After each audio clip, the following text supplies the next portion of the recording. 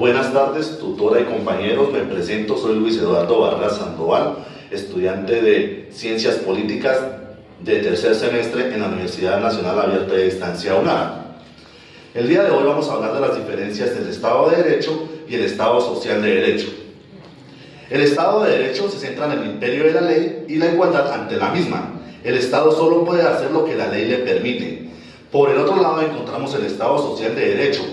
Busca además asegurar las condiciones materiales para que los derechos sean efectivos y exista una adecuada integración social.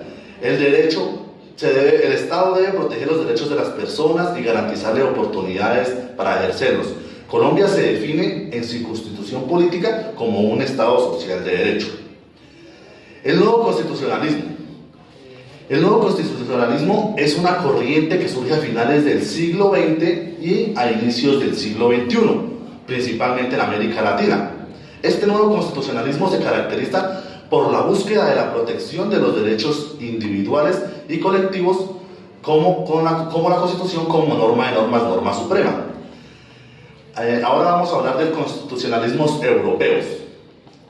Se refiere a los procesos de creación y evolución de las constituciones de los diferentes países de Europa a través del tiempo, influenciados por la historia y las particularidades de cada país. ¿Qué representa una constitución? Una constitución es la norma fundamental de un Estado. Como siempre lo hemos dicho, es la norma de normas, la que garantiza el Estado de Derecho y prevalece sobre cualquier otra norma. No existe ninguna norma que esté por encima de la Constitución. Variedades de constitución. En el mundo existen diferentes clasificaciones de constituciones, como las escritas, las no escritas, las rígidas, flexibles, las otorgadas y las soberanas, etc. Existen muchas cantidades. Vamos ahora a hablar de la diferencia entre Estado y nación y su relación con el derecho constitucional.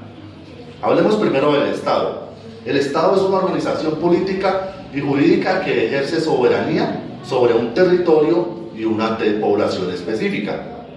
La nación es un conjunto de personas unidas por vínculos culturales, lingüísticos, históricos o por cualquier otro tipo de vínculo con la voluntad de formar una comunidad política.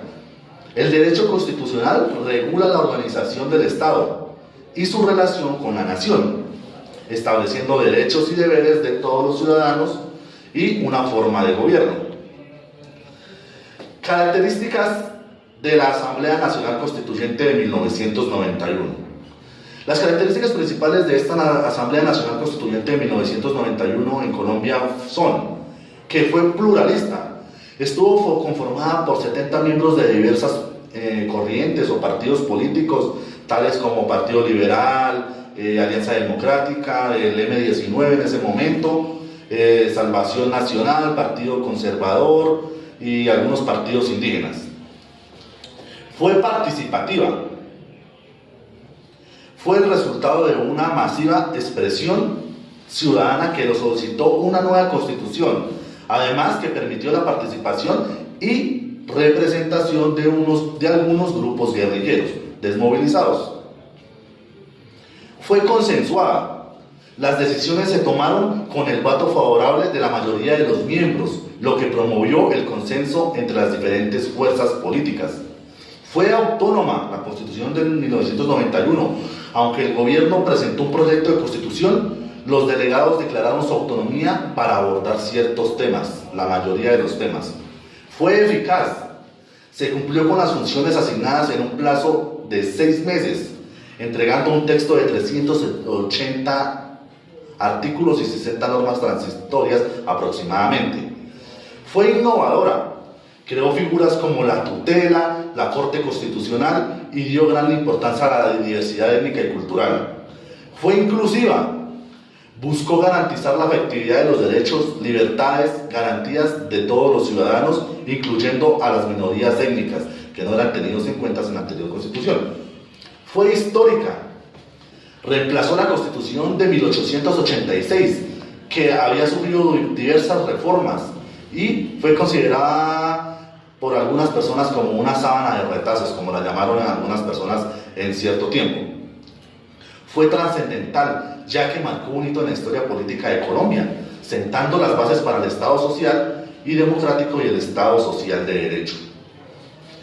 Los elementos característicos del Estado moderno podemos hablar que son la soberanía, el territorio, el gobierno, la población, la burocracia, podríamos decir que el monopolio de la fuerza y el reconocimiento internacional.